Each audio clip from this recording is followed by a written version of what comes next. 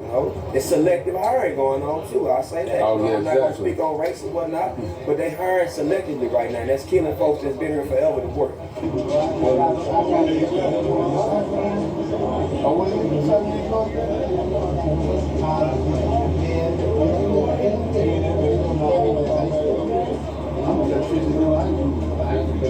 Yeah, people come through and they'll say, I need bilingual people instead of white or black. And then they'll pick those people. Of course, and I don't think it's right. I mean, in my own opinion, I think it's very wrong because that is the purpose of the lottery. And then they also got another practice that I don't agree with, the discrimination thing, when somebody can roll up in here and request a certain ethnic group. Right. They'll come up in there and just boldly say, oh, I'm Mexican. You know, is wrong. And that you know, a non-Mexican that wanted to work, that you in front of them on this lottery page, I think that's not right, to verbally be able to say that, to verbally, openly practice this discrimination. A national job placement company is being sued, accused of favoring Hispanics over African Americans. Dean Reynolds is in Chicago. MVP Staffing is a job placement agency that operates 60 offices in 38 states. Its vehicles carry thousands of mostly temporary workers to client companies every day. And it now stands accused of rigging the business against African Americans. Built on the testimony of alleged MVP whistleblowers, the lawsuit charges the company systematically placed Hispanics over blacks for one simple reason. Hispanics were often undocumented and less inclined to complain about hours, wages, or conditions. Before the sun rises, day laborers wait inside the offices of MVP Staffing back in September 2015, hoping to be called to work the temporary jobs at factories across Chicago and its suburbs. Kevin James was often among the crowd. Or they'll call out names, pretty much, and tell you, Johnny, you on bus 1. Jose, you're on bus 2. Was your name ever called? No. For the 20 times or so you went out there? No. The majority of the people who was being called, were Hispanic. James is a father of 2. It made me furious. It hurts right now as I talk about it. I'm just coming here to work like anyone else.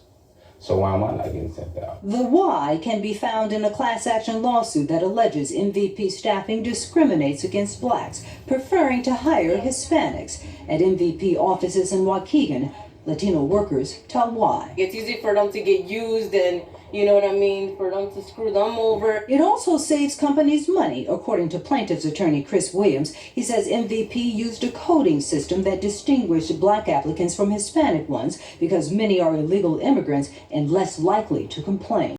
Tonight, all eyes are on the city of Los Angeles amid mounting calls for the resignations of LA City Council members Nuri Martinez, Kevin De Leon, and Gil Cedillo. The outcry heard from the highest office in the nation, the White House. Press Secretary Karine Jean-Pierre expressing President Biden's view. He believes that they all should resign. The language that was used and tolerated during that conversation was unacceptable, and it was appalling. They should all step down. This following leaked audio tapes from an October 2021 redistricting meeting, where then Council President Martinez was heard making a series of racist remarks with Councilmen De Leon and Cedillo. Fellow City Councilman Mike Bonin's black adopted son was targeted, leading to an emotional speech from Bonin at Tuesday's City Council meeting. But my son? Man, that makes my soul bleed, and it makes my temper burn. The racist comments hurled at the black community, indigenous community, and several other marginalized groups. But the redistricting meeting itself between the 3 council members also poses potential legal trouble. We're looking at potentially issues of California's Fair Map Act. We're looking at California's Voting Rights Act and the Federal Voting Rights Act. Loyola law professor Jessica Levinson says those laws lay out what you can and cannot do when redrawing district lines. What we heard is potentially trying to dilute the power of African American voters.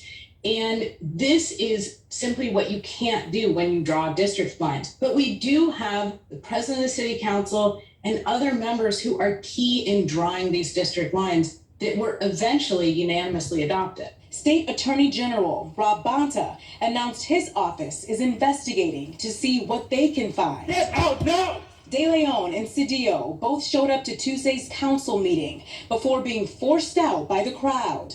But Tuesday evening, no one showed up to answer the door at the homes of Martinez or De Leon. LAPD patrolling both neighborhoods as the calls for accountability, transparency, and resignations grow. Houston Community College is facing a $100 million lawsuit. Hundreds of African-American employees, both past and present, say they faced racial discrimination while working at HCC. Channel 2's Roseanne Aragon is live tonight with a closer look at what this new lawsuit claims. Roseanne? This lawsuit was intentionally filed today. The plaintiff tells us she represents many. Houston Community College slapped with a $100 million racial discrimination lawsuit filed on none other than the Juneteenth holiday. At the center of the case is Zelia Brown, a former employee who says she and others have been racially targeted by HCC leadership. The suit also reveals an email chain from Chancellor Cesar Maldonado, which states now we Hispanics are going to receive preferential treatment. This is a pattern. That's something that is methodically and deliberately done to ostracize that individual. The suit names Maldonado, HR Director Janet May, and Board of Trustees member Adriana Thomas, claiming they worked intentionally on a, quote, well-developed, systematic, entrenched, and wildly successful campaign of race and sex discrimination against top-level Black employees, stating that 90% of the longtime Black professionals at HCC have either been terminated or demoted, while there has been a 50% increase in Hispanic hires and promotions. Whether it is demoting them by pay, placing them in a lower level position, creating schemes. Brown says it happened to her. In 2016, she was hired to advise on grant use and compliance.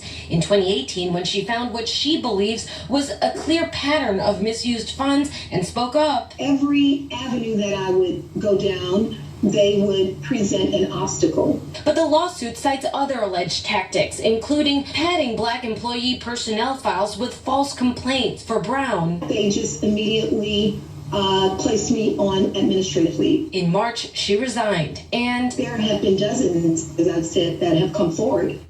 EOC, Equal Opportunity Workforce Commission, actually investigated this case I'm talking about in 2020. EOC has investigated 171 discrimination cases where Black employees were concerned. The majority of those cases, 9 of those cases, came from Latino co-workers, bosses, or business owners. The next group that showed, well, an inclination to really verbally, emotionally abuse Black employees happened to be the Asians. Last on the list comes in 6 discrimination cases in the past 10 years, 1 decade, from white to Black. Turn on your news, CNN, MSNBC, or even social media. It's white people. It's always the great, big, scary, discriminatory white person. Why do you think there's such discrimination towards the Black community in America right now? Because let's be honest, whites are 58% of the population. Latinos come in at 26% of the population. Then you have Blacks. So you're already one of the smallest ethnic groups in America. You are and always have been America for the past 150 years. Yet you were treated like slaves in workforce places where you have a high density of Latinos and or Asians. So why is that? I dug further into this, looking in to see if, Latinos, Mexicans, Guatemalans, if those people we're actually making wages go down. And what I found was a definite rip-roaring yes. This is the thing. Americans, white, black, Mexican, Asian, that are actual American citizens or came here as migrants the legal way, we don't get our homes paid for, welfare, subsidized by the state. We don't get free health care, free everything, like these illegal undocumented immigrants do. But I find it very odd that we seem to be importing immigrants from countries that are very child. What you just read, what I just posted, they're like, are you going to pick vegetables in 100-degree weather? Yes, I do it every single day. I own a farm. Are you going to scrub somebody else's toilets? Yes, I ran my own cleaning business one time. I mean, y'all act like you're the only people in America that know how to work. Like, immigrants didn't build America. Citizens built America. It's like they're emotionally stunted. And when I looked at all the comments underneath the Filipino nurse mafia gang video, what I saw with people with Asian names was this refusal to acknowledge that they are very tribal, that they give subpar care to black and white patients, that they are cruel to white and black nurses, that they work for less money, that they're not as highly qualified as American nurses. They were very defensive. They were very racially angry that somebody would point this out. And I see that a lot with the Latinos too. Like, are you guys just immature? Is somebody telling you that when you can come to America, you simply can't be racist because you're brown or you're yellow? Because I'm telling you, American citizens have had enough. Like, these women that were teasing these black men and then refusing to be able to understand English at the end. America, we have a serious problem. Discrimination is very real in this country, but it isn't coming from the white people. And we've been trying to warn y'all. Black Americans, you are being replaced in the workforce. Your wages aren't going up because of immigrants, but feel free to go protest at the No Kings protest this weekend. Let's see what Democrats do for you now. They have and always will be the plantation owners. Love you guys so much. So like South Asian individuals were brought to this country to prove to other immigrants, or not even to other immigrants, to also specifically that black people weren't good enough and that we were because of how well we were doing. So we're like, right, when we talk about systems and understanding that, right, during the civil rights movement, we were brought here to show other people that this is how you should be and this is good. And so then we kept performing in that way. And right, that's embodied in us. That's also epigenetics. It's in our, it becomes part of our genetic DNA and how we move. Our nervous system, like, it's wired to be on and performing all the